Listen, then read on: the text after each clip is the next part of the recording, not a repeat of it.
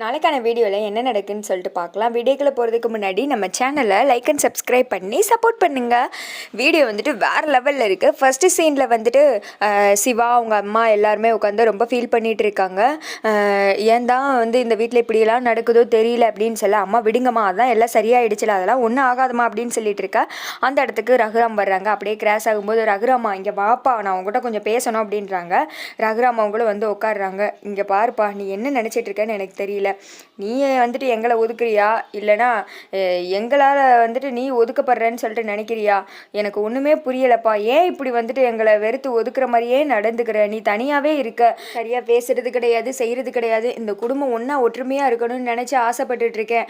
தான் ஏன் தான் இப்படிலாம் நடக்குதோ தெரியல, அது அந்த கடவுளுக்கு தான் வெளிச்சம் அப்படின்னு சொல்லிட்டு கவலைப்பட்டுக்கிட்டு இருக்காங்க. அப்போ வந்துட்டு அந்த இடத்துக்கு ஜோசியர் வராங்க. வாங்க ஜோசியரே அப்படின்னு சொல்லிட்டு எல்லாரும் உட்கார வைக்கிறாங்க.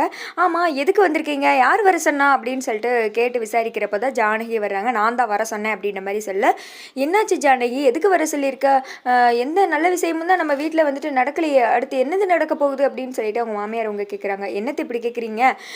2 பேருக்கும் வந்துட்டு கல்யாணம் முடிஞ்சிச்சு, ஆனால் தாலி பிரித்து கொடுக்கலையில, அது வந்துட்டு சரியாக பண்ண வேண்டிய காலத்தில் பண்ணிடணும்ல, பெண்களுக்கு வந்துட்டு அது முக்கியம் இல்லையா அப்படின்னு சொல்ல, என்ன நீ பேசிகிட்டு இருக்கீங்க நீங்கள் அப்படின்னு சொல்லிட்டு அந்த திக்கம் குறுக்க அந்த கௌசிக் வந்தான்ற மாதிரி பத்மாவும் பார்வதி வந்துட்டு வர ஆரம்பிச்சிடுறாங்க. என்னமோ இவங்க ஒழுங்காக கல்யாணம் பண்ணிட்டு வந்த மாதிரி தான் பேசிகிட்டு இருக்கீங்க. ஒருத்தி என்னன்னா ஏமாற்றிட்டு வந்தா அப்படின்னு சொல்லிட்டு பார்வதி சொல்ல, ஒருத்தர் என்னன்னா ஏமாற்றி கல்யாணம் முடிச்சுக்கிட்டான். என்னமோ இவங்க வந்துட்டு ஒழுக்கமாக கல்யாணம் பண்ணி அவங்களுக்கு நம்ம எல்லாம் இதை பண்ணாத மாதிரிலாம் நீங்கள் பேசிகிட்டு இருக்கீங்க அப்படின்னு சொல்லிட்டு மாற்றி சொல்ல, பத்மா என்ன பேசிகிட்டு இருக்க நீ? காலகாலத்தில் இதெல்லாம் மருமகளுக்கு பண்ணுறதானே அப்படின்னு சொல்லிட்டு மணி சப்போர்ட் வர, உங்ககிட்ட யாராவது கேட்டாங்களா? அவங்க வேலையை பார்த்துட்டு சும்மா இருங்க, இது ஒரு கல்யாணம்னு அவங்களுக்கு கேட்டுக்கிட்டு இவங்களும் பேச வந்துட்டாங்க அப்படின்னு சொல்லிட்டு பத்மா வந்துட்டு திட்டிகிட்டு இருக்க. ஏன் பத்மா இப்படி பேசிகிட்டு இருக்க? அதெல்லாம் காலகாலத்தில் பண்ணித்தான் ஆகணும் அப்படின்னு சொல்ல அவங்க மாமியாரும் வந்துட்டு சொல்கிறாங்க. ஆமாம், என்னதான் வந்துட்டு இந்த கல்யாணம் சண்டை சச்சரவுன்னு இருந்தாலும் இதை வந்துட்டு கண்டிப்பாக பண்ணிடணும், இந்த சாங்கியெல்லாம் பண்ணாதான் குடும்பம் நல்லா இருக்கும் அப்படின்ற மாதிரி சொல்ல, நீங்கள் மட்டும் முடிவெடுத்தா போதுமா, நாங்களாம் முடிவெடுக்க வேணாமா, எங்கள் பையனுக்கு வந்துட்டு இது தேவை கிடையாது அப்படின்னு சொல்ல, இதெல்லாம் வந்துட்டு அடுத்த கட்டத்துக்கு போக வேண்டியது, அவங்க சந்தோஷமாக வாழ்கிறாங்கல்ல, அதனால இதெல்லாம் பண்ணணும் அப்படின்றாங்க. என்னது வாழ்கிறாங்களா? என்ன பேசிகிட்டு இருக்கீங்க நீ? ஒரே வீட்டில் இருக்காங்கன்னு சொல்லுங்கள், வாழ்கிறாங்கலாம் சொல்லாதீங்க அப்படின்னு சொல்ல, ஊரை பொறுத்தவரை அப்படி தானே நினைக்கிறாங்க அப்படின்னு சொல்லிட்டு மாற்றி வந்துட்டு சண்டை போய்கிட்டு இருக்கு. அப்போ வந்துட்டு தன சொல்கிறாங்க, அம்மா இனிமேலும் வந்துட்டு இதெல்லாம் என்னால் பண்ண முடியாதுமா, ப்ளீஸ்மா புரிஞ்சுக்கோங்கம்மா, நீங்கள் சொன்னீங்கன்றதுக்காண்டி தான் இந்த தாலியை என் கழுத்தில் தொங்க விட்டுக்கிட்டு இருக்கேன், ஆனால் அது இதுன்னு சொல்லி என் மனசை கஷ்டப்படுத்தாதீங்கம்மா ப்ளீஸ்மா, என்னால் இங்கே வந்து நிற்க முடியாது அப்படின்னு சொல்லிட்டு விறுவிறுன்னு தானம் அங்கேருந்து வந்துட்டு கிளம்பிடுறாங்க. இங்கிட்டு வந்துட்டு ஜோசியரும் தேதியை குறிச்சிட்டு வந்துட்டு கிளம்பி போயிடுறாரு. சீனு சொல்கிறாங்க, அத்தை அவன் முடிவு தான் என்னோடதோ, என்னாலே வந்துட்டு இந்த சடங்கு சாங்கி அதெல்லாம் வந்து உட்காந்துட்டு இருக்க முடியாது, அது இவ கூட சேர்ந்துக்கிட்டு எனக்கு இது வேணாம் அப்படின்னு சொல்லிட்டு சீனுவும் அந்த திக்க கிளம்பிடுறாரு. உடனே பத்மாவுக்கு சந்தோஷத்தால முடியல. பார்த்தீங்களா, அவன் ஏன் பையன், அவனுக்கே விருப்பம் இல்லை, இனிமேல் இதை பற்றி நீங்கள் ஒன்றும் பேச வேண்டாம் நீ அப்படின்னு சொல்லிட்டு பத்மா பார்வதி எல்லாம் வந்துட்டு சொல்லிட்டு இருக்க. என்ன இப்படிலாம் சொல்கிற, இதெல்லாம் வந்துட்டு பண்ணணும் அப்படின்னு சொல்லிட்டு ஜானகி சொல்கிறாங்க. அதை ஒன்று நீங்கள் சொல்ல தேவை கிடையாது, அண்ணே சொல்லட்டும், அவங்க வந்துட்டு சொன்னால் நாங்கள் ஒத்துக்குறோம் அப்படின்னு சொல்ல, ரகுராம் வாயவே எல்லாரும் பார்த்துட்டு இருக்காங்க. ரகுராம் சொல்லிடுறாங்க, என் பொண்ணுக்கே விருப்பம் இல்லை, அவள் விருப்பம் இல்லாதது எதுவுமே இந்த வீட்டில் பண்ணக்கூடாது அப்படின்னு சொல்லிட்டு அவரும் வந்துட்டு கிளம்பிடுறாங்க. உடனே வந்துட்டு ஜானகிக்கு ரொம்ப கஷ்டமாக போயிடுது. பத்மா பார்வதி சிரிச்சுட்டே வந்துட்டு போயிடுறாங்க. அப்புறம் வந்துட்டு மாயாவுக்கு ஒரு பிளான் தோணுது. விறுவிறுன்னு வந்துட்டு ரூமுக்குள்ளே போகிறாங்க. சரி நீ இப்படி தான் சொல்வேன்னு எனக்கு தெரியும் அப்படின்றாங்க. எப்படி தெரியும் அப்படின்னு கேட்க, ஆமாம் உனக்கு பயம், ஏன்னா ஆல்ரெடி என்னை லவ் பண்ணி தான் கல்யாணம் முடித்தேன், இப்போ வந்துட்டு மறுபடியும் கண்ணை பார்த்து என் அழகில் மயங்கி என்னை லவ் பண்ண ஆரம்பிச்சிட்டேன்னா என்ன பண்ணுறது, மறுபடியும் என் கழுத்தில் தாலியை கட்டினா சமாதானம் ஆகணுமே, அப்புறம் நம்ம அம்மா கொச்சுக்கிடுவாங்களே அப்படின்னு சொல்லிட்டு தானே நீ வேணான்னு சொன்ன அப்படின்னு சொல்ல, சி உன் முகரை பார்க்கவே எனக்கு பிடிக்கவே இல்லை, இதில் உன் கூட சேர்ந்துருவேன்னு சொல்லிட்டு நான் வேணான்னு சொன்னேனா அப்படின்னு சொல்ல, உன்னை பற்றி எனக்கு நல்லா தெரியுமாப்பா, எங்கே என் பக்கத்தில் உட்காந்து தாலியை கட்டினா மறுபடியும் என் பக்கம் சேர்ந்துருவே என்னமோ தான் நீ இப்படி எல்லாம் சமாளிச்சுட்டு இருக்க, அப்படி எதுவுமே இல்லைனா பெரியம்மா கேட்டப்பே சரின்னு சொல்லியிருக்க வேண்டியதானே அப்படின்னு சொல்ல, ஒரு தடவை உன் கழுத்தில் தாலி கட்டினதே தப்புன்னு நினச்சிட்டு இருக்கேன், மறுபடியும் இப்படி ஒரு விஷயம் நடக்கணுமா தான் நான் வேணான்னு சொன்னேன், இல்லாட்டின்னு வச்சுக்கோ என்கிட்ட தேவைலாம் பேசிகிட்டு இருக்காத, ஒழுங்கா கிளம்பு அப்படின்னு சொல்ல, புரியுது நீ எதுக்காண்டிலாம் இப்படி பண்ணுறேன்னு புரியுது, என்னதான் நீ பேசி மழுப்புனாலும் உன்னை பற்றி எனக்கு தெரியுமே அப்படின்னு சொல்ல, என்ன தெரியும் என் மனசுலலாம் ஒன்றுமே கிடையாது, நான் இப்போயுமே சொல்கிறேன், உன் மேலே நான் கோவத்தில் தான் இருக்கேன், என் வாழ்க்கையில் உனக்கு இடமே கிடையாது அப்படின்னு சொல்ல, வெறும் வாயால் மட்டும் பேசாத சீனு, உன் மனசில் நான் இருக்கேன், அதனால தானே என் பேரை பச்சை குத்திருக்கேன் அப்படின்னு சொல்லிட்டு மாயா வந்துட்டு தூண்டி விட, சே நானே உன் பேரை வந்துட்டு பச்சை குத்தலை, அது எதுவும் தப்பாக நடந்துருச்சு. நீங்கள் எல்லோரும் சேர்ந்து பிளான் பண்ணிவிட்டு இப்போ என்ன தேவையில்லாமல் தூண்டி விட்டுக்கிட்டு இருக்கியா? அதெல்லாம் வந்துட்டு நான் எங்கே வேணாலும் அடித்து சத்தியம் பண்ணி சொல்லுவேன். ஏன் மனசில் நீ கிடையாது, அதை இப்போயே ப்ரூவ் பண்ணுற பாரு அப்படின்னு சொல்லிட்டு விறுவிறுன்னு சீனு வெளியில் வராங்க. அத்தை அத்தை எங்கே இருக்கீங்க, இங்கே வாங்க அப்படின்னு சொல்ல ஜானகி வராங்க. அதான் வந்துட்டு தாலி பிரித்து கோர்க்கறதுக்கு எதாவது ரெடி பண்ணணும்னு சொன்னீங்களே, பண்ணுங்க நான் ரெடி அப்படின்னு சொல்லிட்டு சீனு உள்ளே போயிடுறேன். என்னக்கா இது இப்படி பேசுகிறா உங்கள் பையன் அப்படின்ற மாதிரி பார்வதியே ஷாக் ஆகிடுறாங்க. என்னடி பண்ண, என் பிள்ளை வந்துட்டு இப்போ ரூமுக்குள்ளே போயிட்டு வந்துட்டு இப்படி பேசுகிறான் அப்படின்ற மாதிரி பத்மா கேட்குறாங்க.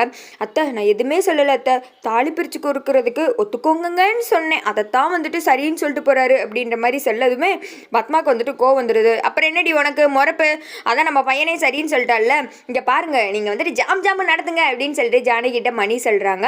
மாயா வந்துட்டு கெக்கப்புன்னு வந்துட்டு சிரிக்கிறாங்க. வேமா வந்துட்டு பத்மா உள்ளே போகிறாங்க. உனக்கு என்ன மண்டை குழம்பு பேசுறடா, வெளியில் இருக்கும்போது ஒரு மாதிரி பேசுகிற, உள்ளே போயிட்டு வந்தால் ஒரு மாதிரி பேசுகிற, என்னதான்டா நீ நினச்சிக்கிட்டு இருக்க அப்படின்னு சொல்ல, அம்மா அவள் கண்டபடி பேசிகிட்டு இருக்கம்மா, என் மனசுலலாம் மாயா இல்லை அப்படின்னு சொல்ல, நீ நடந்துக்கிறதெல்லாம் பார்த்தா அப்படி ஒன்றும் தெரியலையேடா அப்படின்றாங்க. நான் இல்லை அப்படின்னு தான்மா வெளியில் சொல்ல வரேன், அதுக்காண்டி தான் இந்த சாகியெல்லாம் பண்ண சொல்கிறேன். அது மட்டும் இல்லாமல் அவள் என்ன பேசுகிறா தெரியுமா, அவள் என் பக்கத்தில் உட்காந்து மறுபடியும் அவளை லவ் பண்ண ஆரம்பிச்சிடணும், அதனால தான் நான் சரின்னு சொல்லலைன்னு சொல்கிறேன் அப்படின்னு சொல்ல பத்மா வந்துட்டு அப்படியே ஒரு மாதிரி முடிச்சுக்கிட்டே நின்றுக்கிட்டு இருக்காங்க. சீன் வந்துட்டு விட்டுன்னு கிளம்பிட. அடுத்த சைடு தனத்தை பார்க்குறதுக்கு தான் வந்துட்டு ஜானகி போகிறாங்க. அம்மா என்னம்மா இன்னும் உங்களுக்கு என்ன வேணும் அப்படின்னு சொல்ல சீனு ஒத்துக்கிட்டா அப்படின்றாங்க. அவன் ஒத்துக்கிட்டா அவனுக்கு பண்ணுங்க, எனக்கு வேணாமா, இங்கே பாருங்க நீங்கள் ஆசைப்பட்டீங்கன்னு இந்த தாலியை என் கழுத்தில் இருக்க சம்மதம் சொல்லிட்டேன், ஆனால் இதுக்கு மேலே என்னை கட்டாயப்படுத்தாதீங்கம்மா, எனக்கு வந்துட்டு வாழ்க்கையே பிடிக்கலம்மா, கடைசி வரைக்கும் நான் இந்த வீட்டில் ஒரு மூலையில் இருந்துட்டு போயிடுறேம்மா, எனக்கு வாழ்க்கைன்னு ஒன்று இல்லவே இல்லைம்மா அப்படின்னு சொல்ல, ஏமா இப்படி பேசுகிற, நீ வந்துட்டு கொஞ்சம் சந்தோஷமாக வாழ ஆரம்பிக்கணும்ல, அடுத்துக்கடுத்துக்கு வாழ்க்கை கொண்டு போகணும்ல அப்படின்னு சொல்ல, என்னம்மா பேசுகிறீங்க, எனக்கு வாழ்க்கைன்னு ஒன்று இருக்கா, இருட்டில் உட்காந்துட்டு இருக்கம்மா நான், எனக்கு வாழ்க்கையே இல்லை முடிஞ்சு போயிடுச்சு அப்படின்னு சொல்ல, அதை கேட்டது கதிர் அந்த திக்க ரொம்ப ஃபீல் பண்ணுறாப்புல.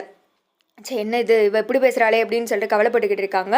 கடைசி வரைக்கும் நான் இங்கே இருந்துடுறேன், இனிமேல் இதை பற்றி எதுவும் பேசாதீங்கம்மா ப்ளீஸ்மா, இங்கே வந்துட்டு இங்கேருந்து போயிடுங்க, உங்களை கஷ்டப்படுத்தவே எனக்கு மனசு இல்லை அப்படின்னு சொல்ல ஜானகி வந்துட்டு அழுதுட்டு அந்த இடத்த விட்டு போயிடுறாங்க. அப்புறம் வேமா கதிர் வந்துட்டு உள்ளே வராங்க. நம்ம வாழ்க்கையை காப்பாற்றணும் தான் இப்படிலாம் பண்ணேன், உனக்குன்னு வாழ்க்கை இருக்குது, ட்ரீம் இருக்குது, எல்லாமே இருக்குது, நீ அதை கண்டிப்பாக அச்சீவ் பண்ணல அப்படின்னு சொல்ல, பேசாதடா உன் மேலே நான் செம்ம கோவத்தில் இருக்கேன், சும்மா நடிச்சுக்கிட்டு வந்து நிற்காத பிற கையில் எது கிடைச்சாலும் திருப்பி எடுத்து அடிச்சிடும் பார்த்துக்கோ அப்படின்னு சொல்ல, இப்போ என்ன உனக்கு நான் உன் வாழ்க்கையில் இருக்கக்கூடாது, உங்கள் அம்மா வந்துட்டு எனக்கு என் அம்மா மாதிரி அவங்க கஷ்டப்பட்டதை என்னால் பார்க்க முடியல, நீ இப்போ இந்த சடங்குக்கு வந்துட்டு ஓகேன்னு சொல்லு, ஒரே மாதத்தில் வாழ்க்கை விட்டு நான் போயிடுறேன் அப்படின்னு சொல்ல, உண்மையத்தான் சொல்கிறியா அப்படின்னு சொல்ல, உன் மேலே சத்தியமா அப்படின்னு சொல்லிட்டு கையை எடுத்துகிட்டு வராங்க. இல்லை என் மேலே சத்தியம், கண்டிப்பாக வாழ்க்கையில் நான் இருக்க மாட்டேன், போயிடுவேன் அப்படின்னு சொல்ல, வாக்கை காப்பாற்றுவேன் நம்புறேன் அப்படின்னு சொல்லிட்டு விறுவிறுன்னு தன கீழே போகிறாங்க. அம்மா அந்த தாலி பிரித்து கோக்கிறதுக்கு ரெடி பண்ணுங்க அப்படின்னு சொல்லிட்டு தன மேலே வந்துடுறாங்க. நீ இதை கண்டிப்பாக பண்ணணும், ஒரு மாதத்தில் என் லைஃப்பில் விட்டு போயிடணும் அப்படின்னு சொல்லிட்டு சொல்லிடு. கதிர் வந்துட்டு அப்படியே ஃபீல் பண்ணிட்டு இருக்காப்புல. அடுத்து வந்துட்டு லிங்கம் புவனேஸ்வரி அவங்க வீட்டுக்கு போகிற மாதிரி காமிக்கிறாங்க. அப்போ வந்துட்டு வாங்கலிங்க அப்படின்னு சொல்லிட்டு அவங்க அண்ணே சொல்ல புவனேஸ்வரி சொல்கிறாங்க, அடுத்து என்ன வந்திருக்க போகிறாப்புல, எல்லா பிளானையும் வந்துட்டு சொதப்பிடுறது, எதுக்கு வர்றாருன்னே தெரியல அப்படின்னு சொல்லிட்டு புவனேஸ்வரி திட்டுறாங்க. அடுத்து அவங்க வீட்டில் ஒரு ஃபங்க்ஷன் நடக்குதான், அதான் தாலி பிரித்து கொடுக்க போகிறாங்க அப்படின்னு சொல்ல, பிடிக்காத கல்யாணம் எப்படி தான் இந்த மாதிரி ஃபங்க்ஷன்லாம் நடக்குதோ அப்படின்னு சொன்னதுமே அதெல்லாம் 2 பேரும் சரின்னு சொல்லிட்டாங்க, ஜாம் நடத்த போகிறாங்க, கோவிலில் தான் வச்சு நடத்த போகிறாங்க அப்படின்னு சொல்ல, அண்ணே ஏதாவது ஒரு பண்ணி அந்த குடும்பத்தை அசிங்கப்படுத்தணும், தனத்தை வர வைக்கணும் அப்படின்னு சொல்ல, அது என்னால் முடியும் அப்படின்னு சொல்லிட்டு கார்த்திக் வராங்க. எப்படா நீ போய் கூப்பிட்டே வரலன்னு சொல்லிட்டா அப்படின்னு சொல்ல, நான் செத்துட்டா வருவாள் அப்படின்னு சொல்லி எல்லாரும் ஷாக் ஆகுறாங்க. கண்டிப்பாக இந்த பிளான் ஒர்க் அவுட் ஆகும் அப்படின்னு சொல்லிட்டு இதுங்க பயங்கரமாக வந்துட்டு ஒரு பிளான் போட்டுட்டு இருக்குதுங்க. அதோட பார்த்தீங்கன்னா வீடியோ வந்துட்டு முடிஞ்சிருது.